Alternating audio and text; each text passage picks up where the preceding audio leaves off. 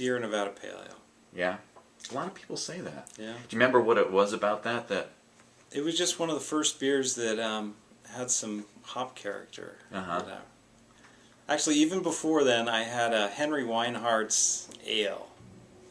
And I was familiar with their lagers. I was living up in Washington State, and so they were a Portland brewery, so I was familiar with them.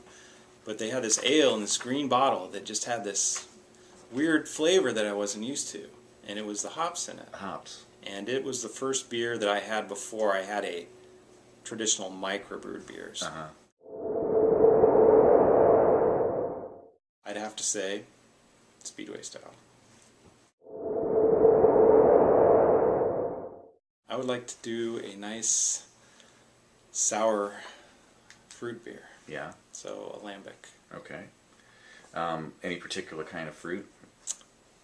Probably raspberry. I guess Evil Dead Red. Yeah. And why? That was one that started out as one of my homebrew recipes that we actually turned into a full-scale production beer. So that was kind of cool.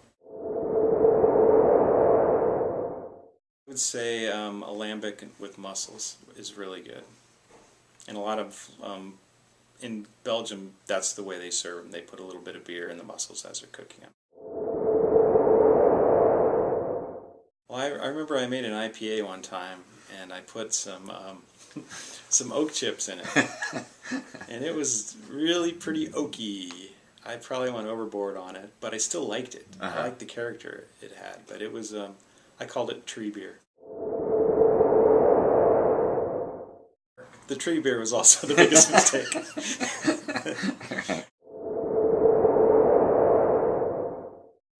West Veteran. Yeah. And why? They make good stuff. So the West Veteran, St. Bernard is so I've actually been to and stayed at and met the brewers. So maybe I'd say maybe I'd have to go with St. Bernard's instead. I think after people are getting palate fatigue and burned out on these massive imperialized beers, I just think session beers are going to come back in vogue. And I think there's already been a little bit of shift towards that. Mm-hmm. More flavorful beers that you can consume like they do traditionally in England. A lot of times people go to the pubs for 3, 4, 5 hours, and they're going to suck down a few pints. So right.